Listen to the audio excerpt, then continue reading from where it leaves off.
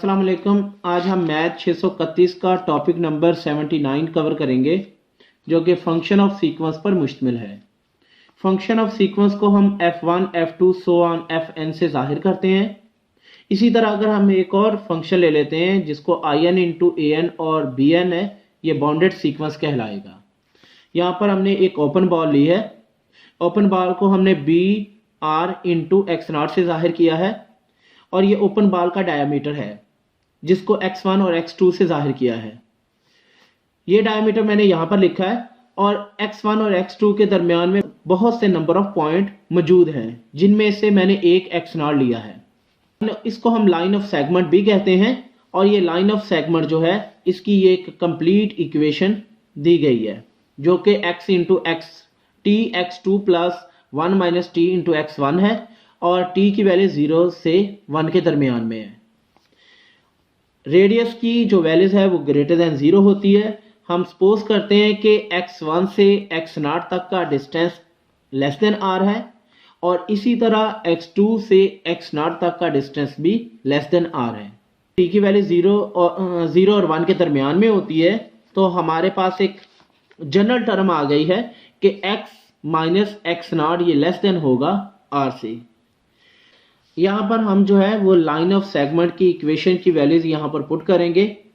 तो यहाँ पर मैं लिख लेता हूँ मॉडुलस मैग्नीट्यूड, ये वाली वैल्यूज मैं पुट करूँगा, ये सारी की सारी x की जगह पर पुट करूँगा t x2 plus 1 minus T x1 minus और x0 की जगह पर जिस जगह पर x2 और x1 लिखा है वहां से मैं हटाकर x0 लिख दूंगा t x0 minus 1 minus T और ये x0 आ जाएगा।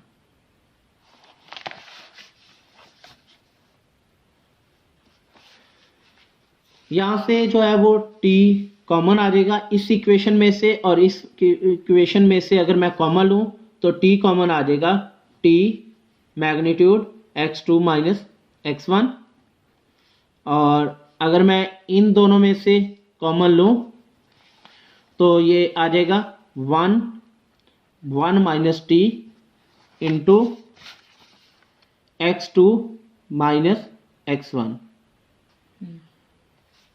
तो यहां से हमने कॉमन लिया है इसमें से और इसमें से, तो t कॉमन लिया है तो ये x2 माइनस x0 प्लस इन दोनों में से अब हम कॉमन लेंगे इस इक्वेशन में से इस इक्वेशन में से, तो 1 minus T into x2 minus x0 modulus.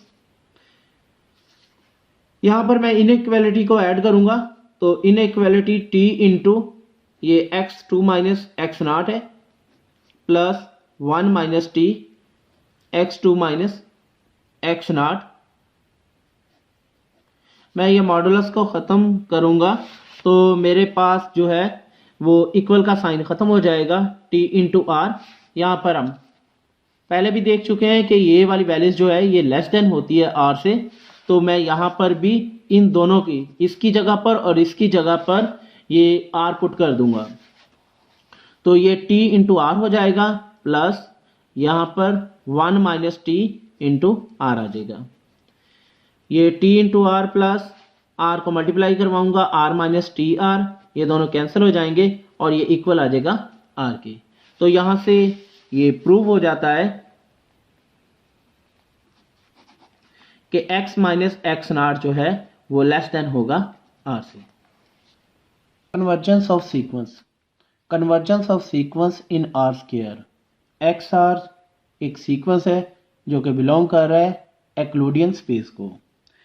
xr को अगर हम xr के कंपोनेंट लिखें तो xr जो है इसके कंपोनेंट आएंगे x1 x2 so on xn और ये सारे के सारे जो है ये बिलोंग कर रहे हैं यूक्लिडियन स्पेस Rn को या r के स्क्वायर को। इसी तरह अगर मैं ये r जो है ये नेचुरल नंबर को बिलोंग कर रहा है और नेचुरल नंबर जो है ये 1 से सो ऑन चलते जाते हैं। मैंने एक और पॉइंट ले लिया है जिसका नाम है लिमिटिंग पॉइंट जिसको रिप्रेजेंट कर रहा हूं एक्स बार से, और इसके भी जो कंपोनेंट होंगे वो x1 bar, x2 bar, so on xn बार होंगे। इनको हम वेक्टर्स भी कहते हैं। और ये जो हमने नया लिमिटिंग पॉइंट लिया है, ये भी यूक्लिडियन स्पेस को बिलोंग कर रहा है। अगर मैं लिमिट लूं, limit r approaches to infinity, मैं सीक्वेंस की टर्म को माइनस करूंगा लिमिटिंग पॉइंट की टर्म से, xr माइनस x, ये इक्वल होगा 0 के। लिमिट जो है r approaches to infinity xr, ये इक्वल होगी, यानी सीक्वेंस की लिमिट जो है वो इक्वल होगी लिमिटिंग पॉइंट की सीक्वेंस से। अगर मैं सीक्वेंस पर लिमिट अप्लाई करता हूं तो ये लिमिटिंग पॉइंट के इक्वल है। इसका मतलब है ये सीक्वेंस जो है वो कन्वर्ज करेगा यूक्लिडियन स्पेस में। बाय डेफिनेशन हम इसको इस तरह भी रिप्रेजेंट कर सकते हैं, x sequence minus limiting point less than epsilon naught और एप्सी नॉट ग्रेटर देन 0 हो।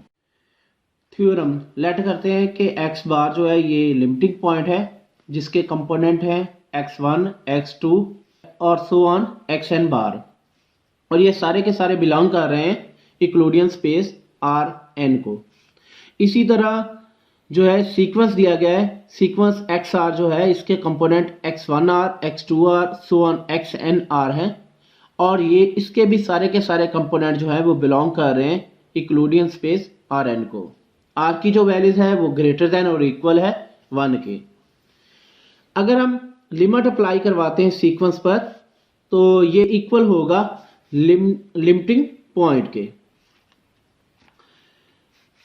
इसका मतलब है यहां पर सीक्वेंस जो है ये कन्वर्ज करेगा तो लिमिटिंग पॉइंट भी कन्वर्ज करेगा।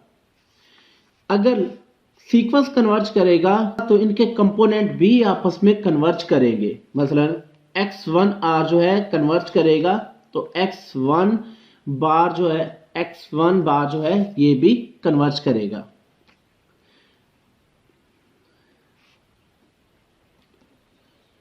अगर x2 बार कन्वर्ज करेगा तो x2r कन्वर्ज करेगा तो x2 भी कन्वर्ज करेगा। If and only if limit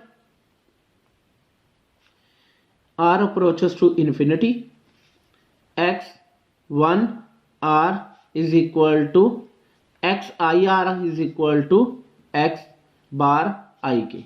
इसका मतलब है अगर मैं i की वैल्यूज पुट कर देता हूं 1 से n तक, और यहां पर i की जगह पर अगर मैं 1 लिखूंगा तो लिमिट जो यानी सीक्वेंस कन्वर्ज करेगा, और ये सीक्वेंस का कोई एक कंपोनेंट कन्वर्ज करेगा तो इधर से लिमिटिंग पॉइंट का कोई एक कंपोनेंट कन्वर्ज कर जाएगा।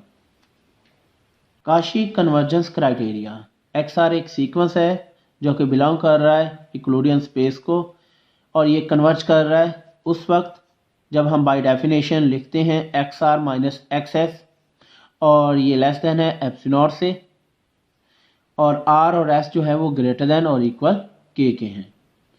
सेम आइडिया हम पहले वाला ही इसमें इस्तेमाल करेंगे कि x1 का कंपोनेंट जो है अगर सीक्वेंस कन्वर्ज करेगा तो लिमिटिंग पॉइंट का कंपोनेंट भी कन्वर्ज करेगा।